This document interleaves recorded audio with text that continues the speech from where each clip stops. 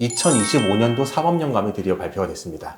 이것을 다 통합시켜 나가는 게 사법부의 목표이구나 라는 인식을 할 수 있고 그 방향성을 볼 수가 있고요. 앞으로 진행하게 될 개인회생 절차가 어떻게 운영이 될지 조금 예측할 수 있지 않을까 생각이 듭니다. 계속 좋게 혁신적으로 바뀐다는 거네요. 계속 좋게 혁신적으로 바뀐다는 거죠.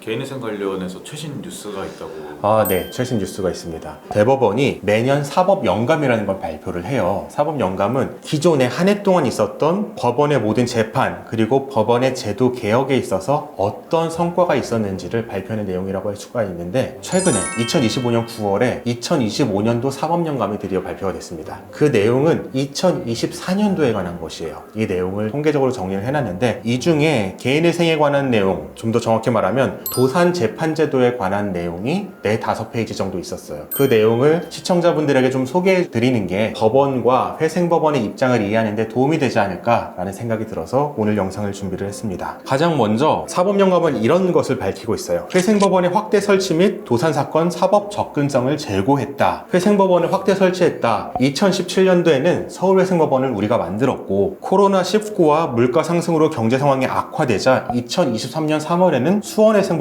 부산회생법원을 개원하였다. 이를 통해서 서울 이외의 지역에서도 도산 전문 법원을 통해 전문화된 사법 서비스를 제공할 수 있는 기틀이 마련됐고, 이를 바탕으로 2026년 3월 1일부터는 대전, 대구, 광주 회생법원이 추가로 설치될 예정이다. 이를 통해서 무엇을 이룰 수가 있느냐? 도산 절차의 지역적 편차를 완화하고 전국 단위의 전문적인 도산 사법 서비스를 제공할 수 있는 기반이 완성될 것으로 보인다. 그래서 여기서 볼 거는 이 부분인 것 같아요. 우리나라의 사법부는 도산 절차의 지역적인 편차를 완화하는 데 관심이 많구나. 우리가 지금은 서울이 유리하다, 수원이 유리하다, 부산이 유리하다, 광주는 불리하다 이러지만, 이것을 다 통합시켜 나가는 게 사법부의 목표이구나 라는 인식을 할 수 있고 그 방향성을 볼 수가 있고요. 그 다음으로는 그 구체적인 과정으로 이런 내용도 있어요. 개인회생 사건 업무 처리 기준의 공유를 위한 노력. 개인회생 사건이라는 거는 전국에 수백 명의 회생위원이 있는데 회생위원마다 다르게 업무를 수행한다라는 비판이 있을 정도로 제각각으로 업무가 진행을 됩니다. 그래서 저희도 상담을 할 때 사건을 수임하는 의뢰인에게 정말 원치 않지만 사건을 신청해봐야지 어떤 회생위원이 나오느냐에 따라서 결과가 달라질 수도 있다, 이렇게 말씀을 드릴 수밖에 없는 사정이 있어요. 이 부분을 법원도 분명하게 인지를 하고 있는 것으로 보이고요. 이런 문제점을 해결하기 위해서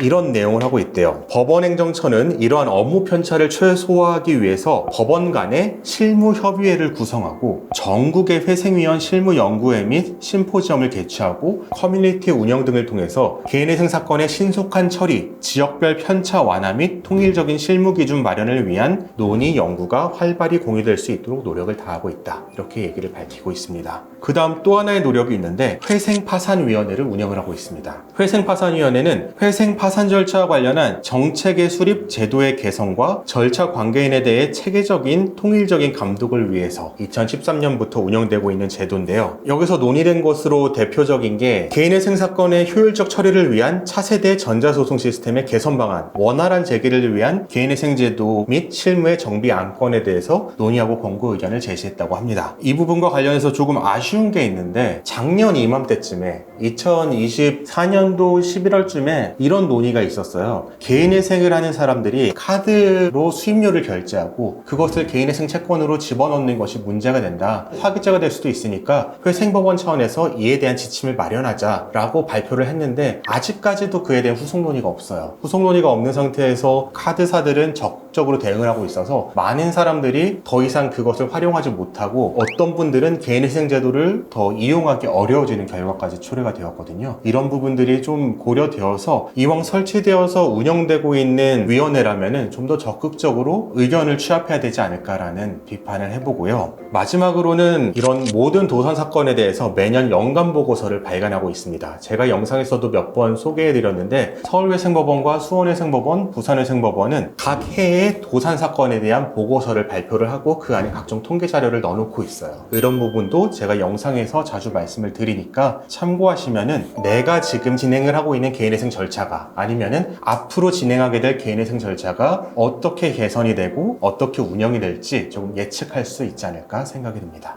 근데 이게 무슨 뉴스인가요, 이게?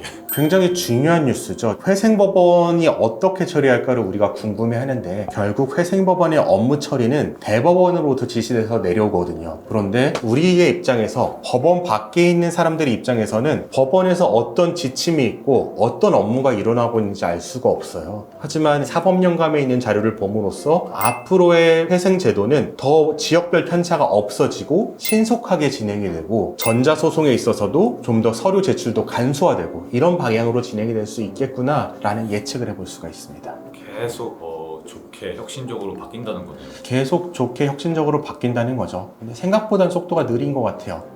영상 끝까지 시청해 주시고 구독과 좋아요, 알림 설정, 댓글 부탁드립니다. 댓글 남겨주신 분께 추첨을 통해서 이 책을 보내드리고 있으니 자세한 참여 방법은 고정 댓글을 참고해 주세요.